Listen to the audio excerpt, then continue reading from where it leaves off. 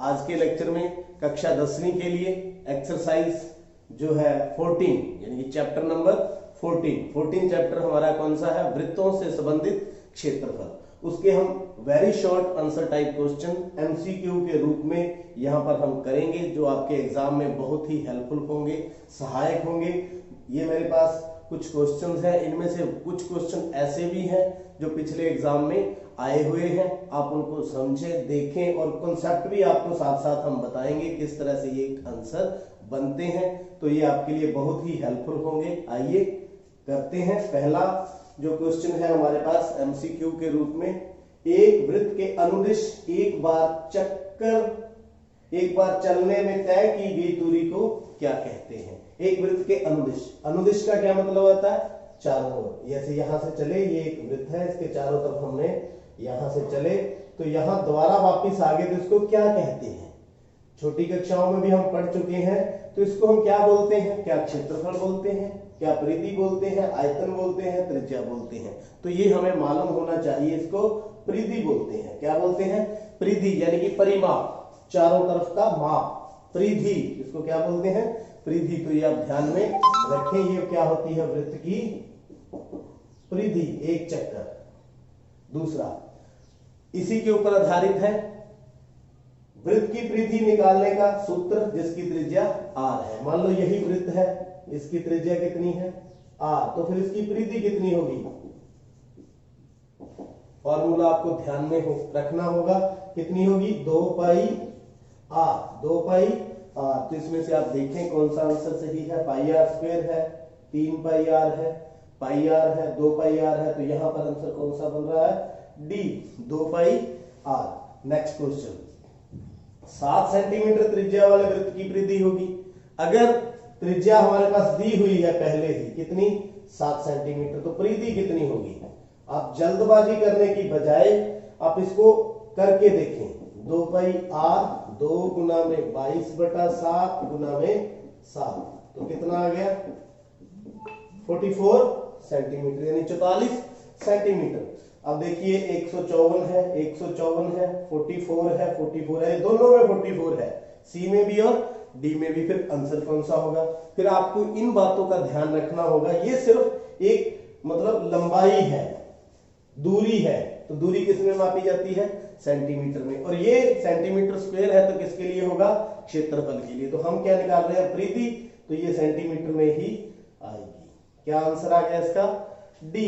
इस प्रकार आप इस सम को कर सकते हैं। अगला क्वेश्चन परिधि पर ही आधारित है, किसी भी तरह का क्वेश्चन आ सकता है, या 7 की जगह 14 हो सकता है, 21 हो सकता है। इसी प्रकार अगर हमारे पास वृत्त की परिधि 22 सेंटीमीटर है तो वृत्त की त्रिज्या क्या होगी। अब हमारे पास इसका जस्ट रिवर्स क्वेश्चन है, हमारे पास परिधि है, हमारे पास क्या है, परिधि, और निकालना क्या है हमें, त्रिज्या। तो फॉर्मूला वही रहेगा।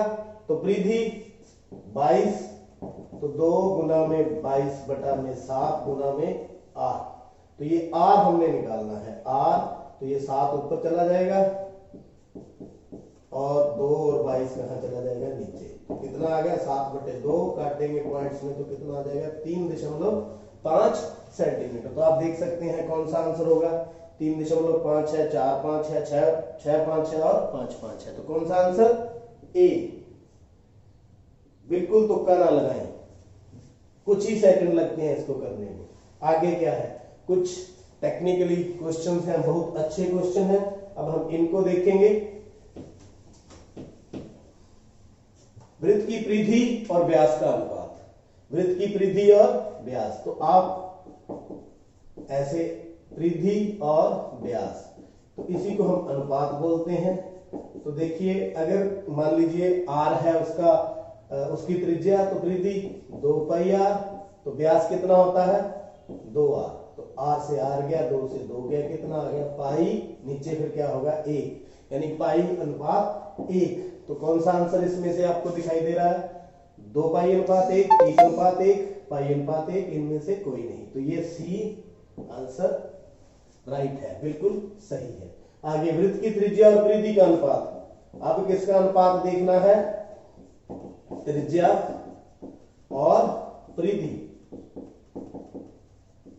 त्रिज्या आर, परिधि 2 पाई आर, आर से आर कट गया तो 1:2 पाई। तो ढूंढ लें इनमें से, ये पाई में है, ये भी नहीं है, ये भी नहीं है, तो डी आंसर होगा 1:2 पाई। अब चलते हैं 7वें क्वेश्चन की तरफ। ये मेरे ख्याल एक्सप्लेनेशन आपको अच्छी तरह से समझ आ रही है। वृत्त के व्यास और त्रिज्या में संबंध। अब व्यास कौन सा होता है? ये जो केंद्र से पास करता है इसको व्यास बोलते हैं। जैसे ए बी व्यास है तो ओ भी त्रिज्या है, यानी ये त्रिज्या का क्या होता है? दुगना, यानी कि व्यास बराबर 2 गुना में त्रिज्या, त्रिज्या का दुगना। तो ये त्रिज्या व्यास की दुगनी है, नहीं है, व्यास 2 गुना में त्रिज्या, यही होगा आंसर। कौन सा? सी। ये नहीं होंगे क्योंकि व्यास त्रिज्या का आधा नहीं होता। तो इसी प्रकार क्वेश्चन नंबर 8 इंपॉर्टेंट क्वेश्चन है ये भी। दो वृत्तों की त्रिज्याओं का अनुपात 5r है। त्रिज्याओं का अनुपात 5r। मान लीजिए पहले वृत्त की त्रिज्या 5r, दूसरे वृत्त की त्रिज्या 12r, इस अनुपात के अकॉर्डिंग। तो देखिए हमें क्या निकालना है? परिधियों का अनुपात। तो परिधियों का अनुपात, तो पहले वृत्त की परिधि फिर कितनी होगी? 2 पाई r1, r1 की जगह कितना आ जाएगा? 5r। नीचे 2 पाई 12r, क्योंकि फार्मूला क्या होता है? 2 पाई r, 2 पाई गुना त्रिज्या, तो त्रिज्या 5r है, पहले की दूसरे की कितनी है? 12r। तो 2 पाई से 2 पाई गया, r से r गया, तो वही रहेगा कितना? 5:12। ये नहीं है, ये नहीं है, ये नहीं है, तो डी आंसर इसका रहने वाला है। बहुत ही इंपॉर्टेंट क्वेश्चन है, तो इनको आप ध्यान से करें और देखें। अभी हम और भी करें, आगे बढ़ते हैं। क्वेश्चन नंबर 9 है हमारे पास। क्या है? किसी वृत्त की त्रिज्या r, तो उस वृत्त का क्षेत्रफल का सूत्र क्या होगा? तो बहुत पहले 7th 8th 9th से हम पढ़ते आ रहे हैं। वृत्त के क्षेत्रफल का सूत्र क्या होता है? Pi r square. तो देखिए चारों में पहचान कीजिए, ए है, बी है, सी है या डी है। तो यहां पर सी है pi r square, pi r square, तो answer is C. Next question क्षेत्रफल से संबंधित ही है। किसी वृत्त की त्रिज्या 7 सेंटीमीटर हो तो उसका क्षेत्रफल। देखिए जो क्षेत्रफल निकालने का जो फॉर्मूला है वो है हमारे पास pi r square, pi r square. तो पाई कितनी होती है? 22/7 गुना 7 गुना 7, आर 2 बार है, 7 से 7 कट गया, तो 22 गुना 7 154 सेंटीमीटर स्क्वायर, क्योंकि स्क्वायर में मापा जाता है एरिया। किसमें? स्क्वायर में। तो ये देखिए ये 154 सेंटीमीटर है, ये आपको कंफ्यूज करने के लिए लिखा है, बिल्कुल ना घबराएं। तो सेंटीमीटर स्क्वायर वाला 154 सेंटीमीटर स्क्वायर। नेक्स्ट त्रिज्या आर वाले अर्धवृत्त का क्षेत्रफल। आर वाले अर्धवृत्त का क्षेत्रफल। अर्धवृत्त इस तरह का आधा वृत्त होगा, इसका क्षेत्रफल फिर क्या होगा? आधे वृत्त का। पूरे का कितना होता है? Pi r square. आधे का कितना होगा? पाई आर स्क्वायर बटा में 2। तो या ऐसे भी लिख सकते हैं 1/2 पाई आर स्क्वायर। तो पहचान करें, pi r square 1/2 pi r, 1/2 pi r square, 2 pi r बटा में 3। तो आंसर यहां पर सी है 1/2 पाई आर स्क्वायर। तो ध्यान से देखें। आगे है क्वेश्चन नंबर 12, इंपोर्टेंट क्वेश्चन है।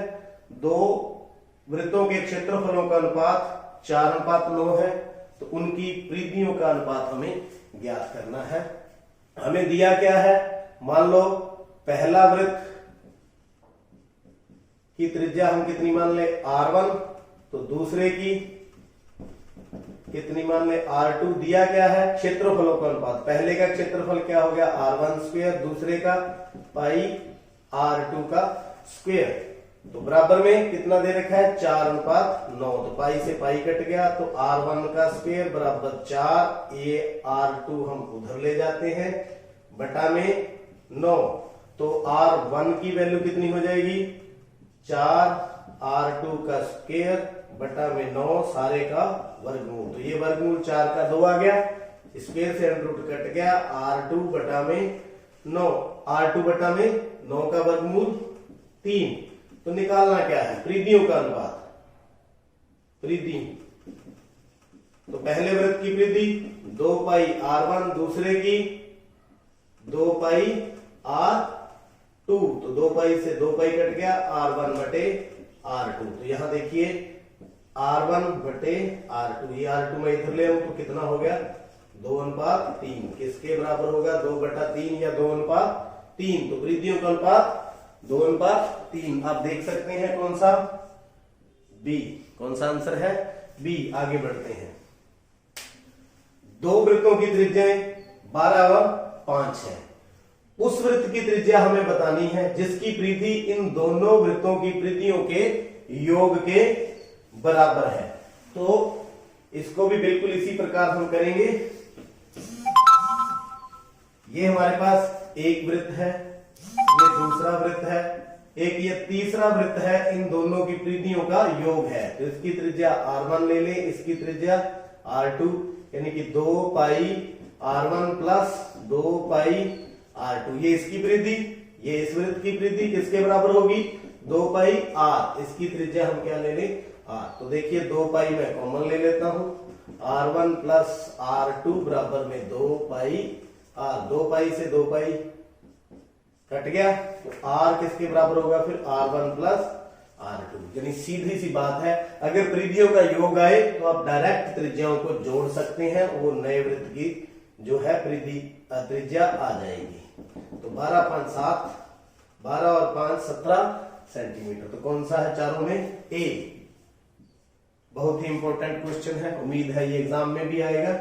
अच्छा आगे क्वेश्चन नंबर 14।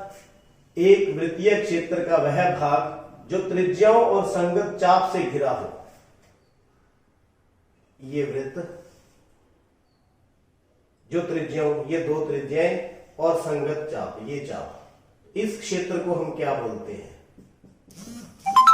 इसका नाम होता है त्रिज्या खंड। क्या होता है? त्रिज्या खंड। तो कौन सा आंसर हुआ बी। कौन सा आंसर हुआ बी। आगे हम इनके भी शॉर्ट आंसर टाइप क्वेश्चन करेंगे। तो ये त्रिज्या खंड। एक वृत्तीय क्षेत्र का वह भाग जो जीवा और संगत भाग से परिबद्ध हो। ये लीजिए, ये जीवा बना दी, तो ये संगत चाप के द्वारा परिबद्ध है, संगत चाप है ये। तो यहां पर इसको क्या बोलेंगे? ये होता है वृत्तखंड। क्या होता है? वृत्तखंड। तो इसका आंसर वृत्तखंड।